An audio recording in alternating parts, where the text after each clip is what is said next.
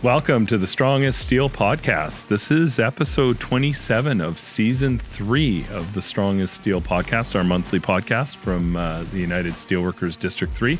I am Scott Lunny. I am the director of USW District 3 in Western and Northern Canada.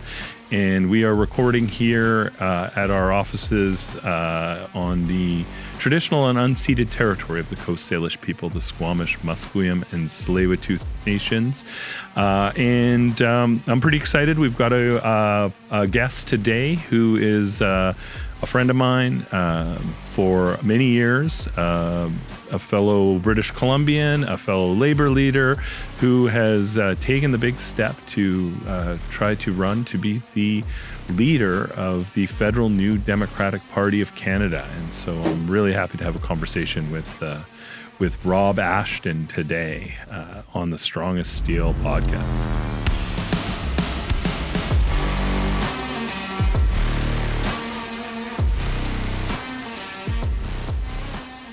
Okay, so welcome, Rob. How are you doing today? I'm doing pretty good. I'm starting to get used to this minus 20-something weather here in Ottawa, though, which scares me. Yeah, you're in Ottawa. Actually, the first thing I was going to ask you is I think part of the reason you're in Ottawa is just about some Longshore stuff, because you're the national president of the Longshore Union, and I know you've had a few run-ins with the federal government around a strike you had a couple years ago and some other stuff. So is that's what you're up to in Ottawa these days? Yeah, we had a special meeting with the feds this week about the Industrial Inquiry Commission that they put on our 2023 bargaining, because in 2023 we're on a 13-day strike, which is the longest strike in our history. And we were the first union that we know of in Canada that they utilized the Section 107 on. And nobody knew how it was going to play out or what it was going to do. And we ended up getting a deal at the 11th hour when nobody thought we could, but we did. We got what we needed as a union, and we got it passed. And then they used it against our foremen who were locked out for a little while, about a year later. And they just kept stripping unions' rights away from us, from all of us.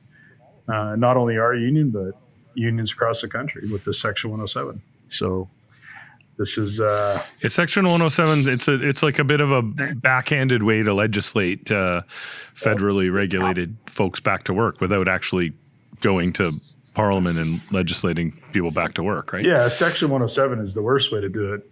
Like legislating workers back to work should be illegal anyways, but Section 107 is the worst because it's at the whim of the Minister of Labor, and all they have to do is sign a piece of paper to strip your rights. But what makes it even worse is they don't even have to create legislation and take it to the House to be debated by the MPs. You know, it's just the person could wake up one morning and be like, you know what, I'm going to end this strike because we've got 10,000 letters from people from the employing class, and we're going to end these workers' rights, charter rights to pull their labor.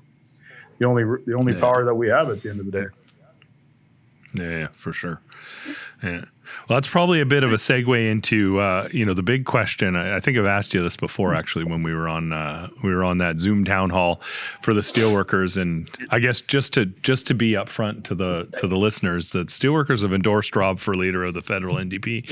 I have personally, the District 6 director has, as well as our national director Marty Warren. So just to be fair, if I'm giving them softball questions, it's because I support Rob.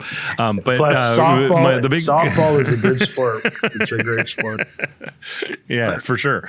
So the question I ask is why? Like why? You're a successful labor leader, longshore worker and union activist and labor leader.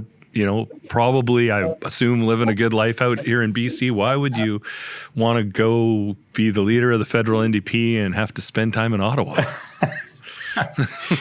Not because I had these visions of grandeur of being a politician in Ottawa, because I definitely didn't have that. But I love my union. I love my members. I love my job. My current job is president of USW Canada. But when it came down to crunch time, I was angry with how the world was playing out in Canada. I was angry and frustrated that people were buying in that Pierre Poilievre was some type of working class hero when him and his bunch do everything they can to wreck our lives and to destroy our lives and pretend that they love us at the same time. And I got tired of the Liberals always politicking left, and when they get into office, they completely forget the people that put them there, and they rule on behalf of their ruling class buddies. And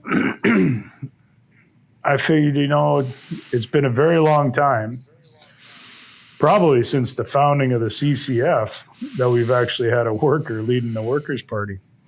As the leader of the CCF, the first leader of the CCS, J.S. Woodsworth, was a longshoreman out of Vancouver in 1918. So I didn't know he was a longshoreman. Yeah, he was. Yeah, there you go. See, and I even I like history and I read a lot. I didn't know he was a longshoreman. He was. That's good. He there was. you go. It predates the ILW, but longshoreman's a longshoreman. Yeah. And so all the woodworkers and the steelworkers predate the steelworkers union and the woodworkers union. They were all part of. Longshore's got a lot of the same kind of history as our union does. Lots of upstart unions that made a little bit of headway and then kind of fell apart before we formed the big the unions that lasted. Right? Yeah, so, true story. Yeah. But I got fed up and I figured it's about time that I put my money where my mouth is, because I'm a very vocal person. And I read an article from a friend of mine was sent to me from Ottawa called the leveler.ca from the University of Ottawa. And it mentioned my name with a list of like 59, 60 other people as a potential leader for the party. And that's really what got me thinking about it. And made some phone calls, and they went, "Yeah, do it." And so I talked to my union and talked to my family, and everybody went, "Yeah, go ahead. We know you can do some good things, and we know you have a strong voice. So jump in with both feet." And so trying to figure out who to talk to in the beginning was tough, but we are where we are now, and I got an amazing team of volunteers behind me. Like, I couldn't ask for better people. And we've got incredible momentum now. Yeah, it seems like you're taken to this pretty well. I mean, the thing, part of the reason I was so enthusiastic about it, even when you first mentioned it, that you were thinking about doing it, is because of what you said. Like, I think our folks, that's what I say to our folks. Put your money where your mouth is, right? Yep. Like, we got had a lot of folks in our union and a lot of working class folks.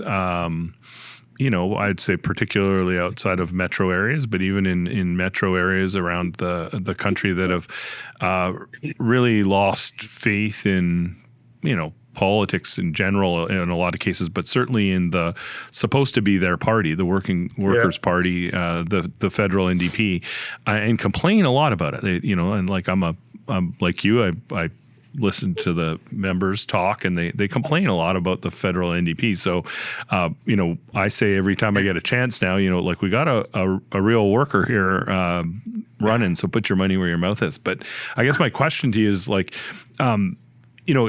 it seems obvious to me that Poilievre's a fake in terms of supporting workers, and the Liberals, the Liberals are the Liberals, they view themselves as the natural ruling party of Canada, and spend a lot of time talking to our bosses, quite frankly. But that seems obvious to us. But why have we lost so many, or why do you think we've lost so many of our folks, of the folks that we represent, to, I guess, lost them from the NDP, and I assume to the Conservatives mostly, because they're, I don't think they really flock to the.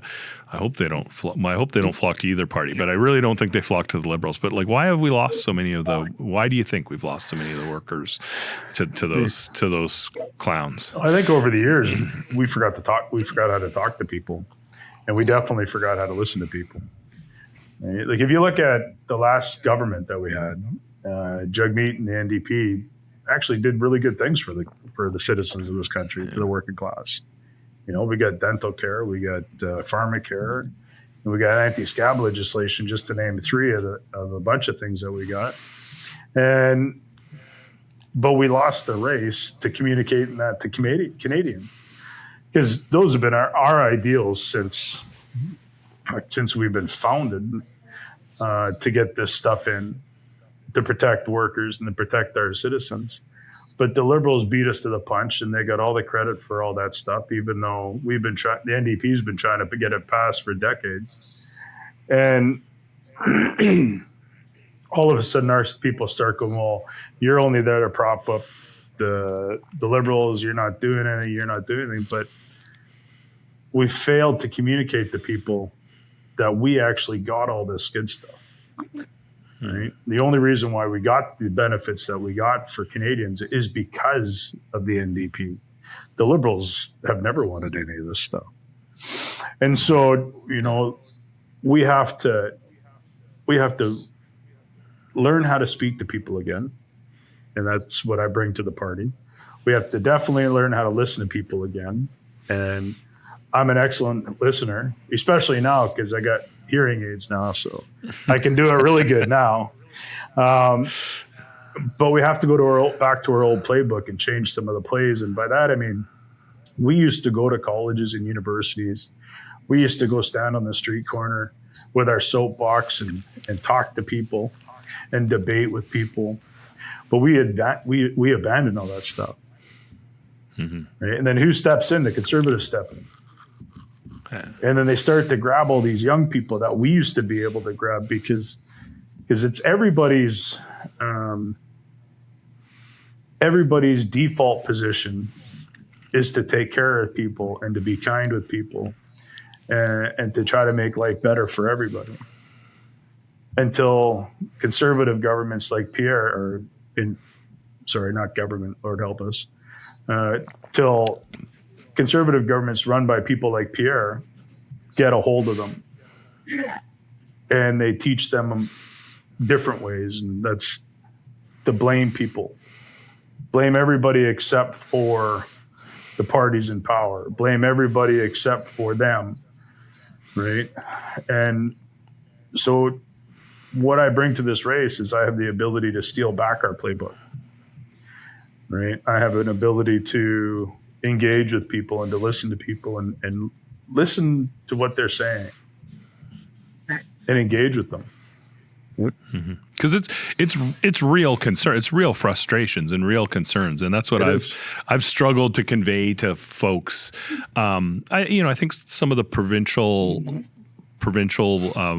NDP factions are better, much better at that than the federal party's been in recent years. But I see you can't just dismiss, I try to convey, you can't just dismiss what people are believing. Yep. You can't, if people feel that the streets are unsafe or their communities aren't safe, don't give them stats about how, some measure of crime is down. You got to recognize that they're really feeling like their communities aren't safe. If they feel like their jobs are threatened and there's no security in their employment, that's a real thing. It's not something that you just don't tell them that look at the job creation numbers. That doesn't really hear what they're saying. It doesn't acknowledge their frustration, and it certainly doesn't provide a solution for what folks are feeling. So I guess I'm just saying, I'm glad you're talking like you're talking. It's the membership. It's the rank and file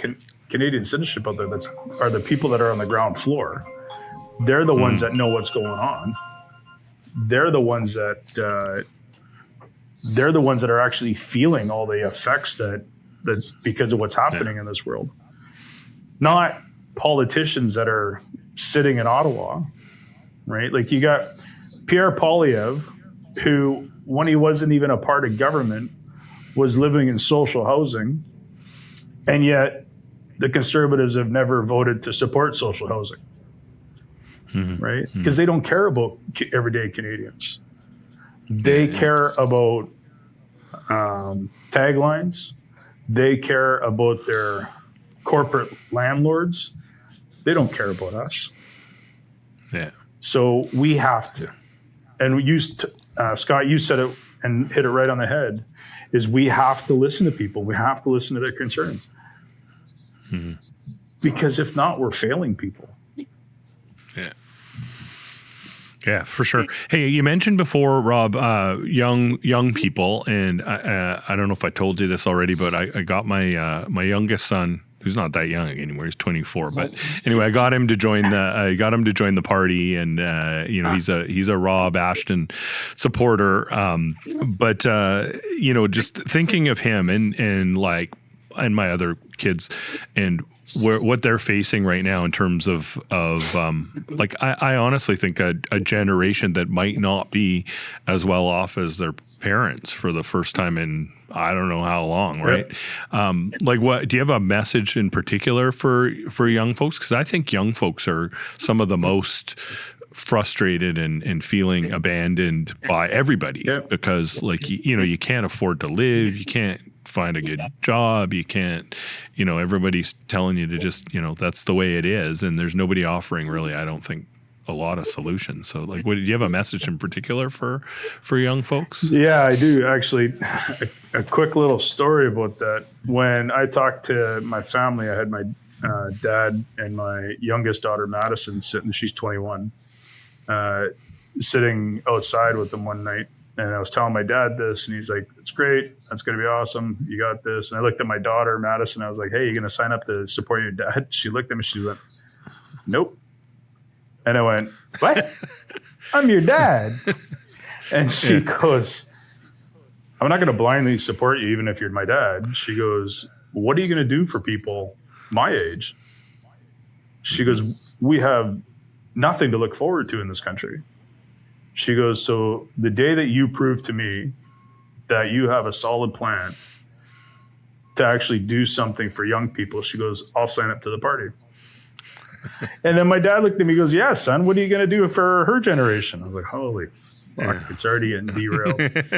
So happy to announce my youngest daughter, Madison, signed up to the party about a month ago because the message is quite simple. No. When the NDP is led by myself after March 29th, we're going to be pushing our jobs promise. And our jobs promise is quite simple. A job for everybody that wants one. And so we're going to create new industries or industries that we have and make them bigger, Canadian jobs and Canadian industries. So right now, I talk about shipbuilding a lot. And when we get into shipbuilding, I look at the prime example of Irving Shipyards in Halifax, because in 2011, the provincial government created a deal between the feds, the municipality, and Irving Shipyards. And what ended up happening was they went from 300 uniform members at that time up to 3,000 direct jobs now this year, and about 10,000 indirect jobs, because the money that they were given were tied to jobs. And so if we do this on the Great Lakes and we do this in British Columbia or wherever else we can hit deep tide water and start building vessels that sail our waterways, we could utilize steel mills in our country. We can utilize cable companies. We can utilize the ingenuity that comes from Canadian students when they go to Canadian universities and colleges in making our vessels better and building our vessels. And so what does that do? That gives young people jobs, right? Trades jobs, more jobs in steel mills, new industries. Because if there's not an industry in this country that produces the product that we need, we're going to make damn well sure we create it. Yeah, and then even housing, because we've got a housing platform that talks about triple net housing builds, build them like the old wartime days, and they're not going to be built by some developer to make his millions and billions of dollars. They're going to be made by the government and it's going to be publicly owned, and it's going to be co-op style housing. So that's going to put more tradespeople to work. That's going to produce more lumber in our sawmills that we can use here at home and not have to trade south of the border. And that's going to produce more jobs. And it's going to produce homes that people can afford. Young people can afford them. The generation that came before us could afford our homes like that. So we have a lot of good ideas to put people to work and to give people a brighter future, because that's our responsibility, is to leave a brighter future for the next generation. Yeah, for sure. Yeah, we could talk for a long time. I'm all about the shipbuilding and procurement and Canadian procurement and stuff, but we do have to move on. Folks can find out more about Rob's campaign and volunteer at robashton.ca. Yep. So just wanted to let folks know that. And you mentioned it, Rob, that the vote is the 29th, and it's kind of tied to the convention, or like, how does that all work? So the convention starts March 27th, ends March 29th, where they'll announce the winner. The information that we've been given is going to be a ranked ballot 2 weeks before the start of convention. It's going to be emailed or mailed to everybody. And so everybody who's a member as of, I think, a couple days ago, January 28th. As of January 28th, everyone who's a member will get a ballot, and then they first choice, second choice, third choice, fourth, kind of that's the way it's going to go. Yeah. Okay, cool. So that's good. That's a good process. So there's lots of opportunity to still get out and talk to NDP members, steelworkers who are NDP members, friends, family that are NDP members about supporting Rob. I have one last question before we go, and I'll let you go do your stuff in Ottawa. I know this isn't your first podcast, because I seen another podcast guy where the guy said you're Canada's Bernie Sanders, and so I don't know about that, but like, do you emulate or think about emulating any politician? I'll show you who, but the politician I emulate is a guy named Rob Ashton. So I got my Rob Ashton hat if you're watching on YouTube. But do you emulate any politicians, or do you look at any politicians and go, yeah, man, that's the kind of past, present, historical, and go, yeah, that's the kind of politician I want to be? So there's a couple of them, right? Jack Layton, obviously, because he taught us that this country could be led with love and compassion and hope. Mm-hmm. And I think it was John Horgan said it once that, everybody's a new Democrat. They just don't know it yet. Mm-hmm. Right? And John's another one. He was always good to me. He was good for the province. But there's two others. Bernie Sanders is one, definitely. I like the fight that he's got in him, and the fight to better the lives of his people.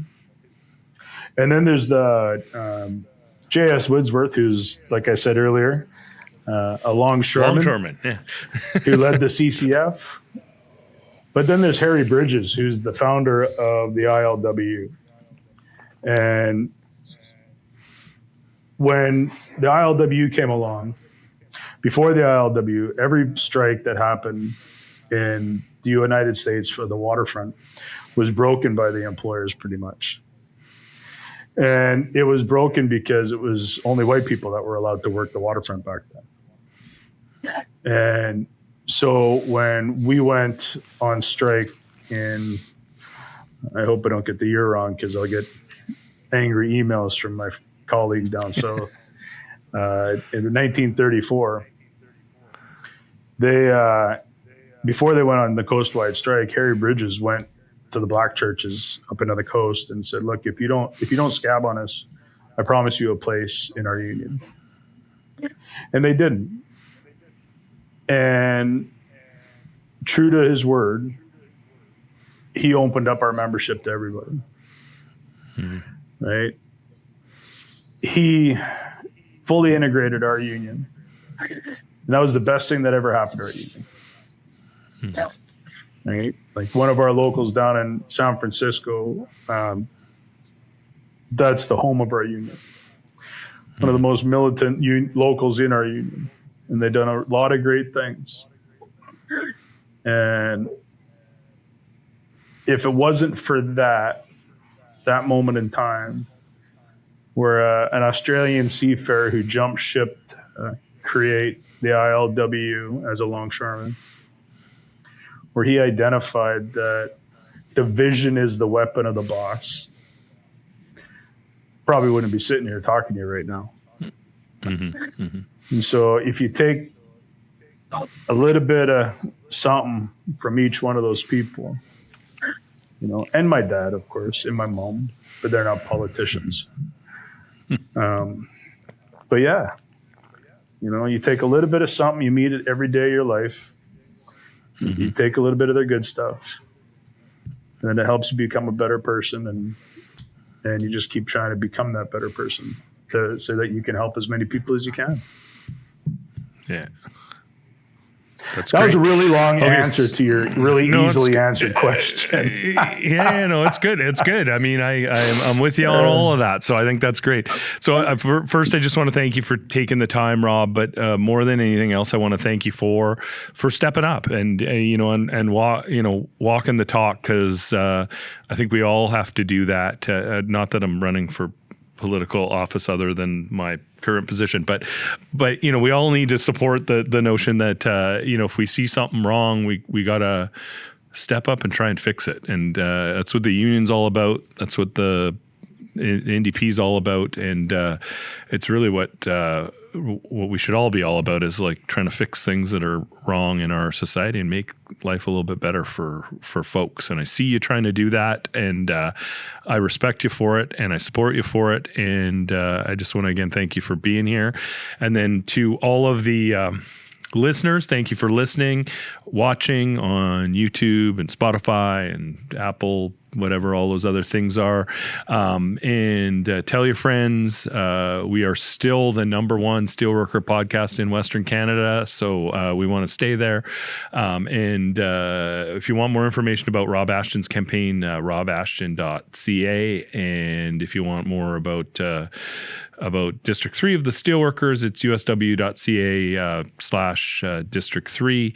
And I think somewhere in there you can find all the past episodes of the podcast. So that's a wrap for episode 27 of season 3. And I'll see you not in Ottawa, Rob, but I'll see you somewhere soon. So you bet you will, on a picket line somewhere, bro. That's for sure. Okay, so thanks everyone, and that's Strong as Steel podcast. Take care.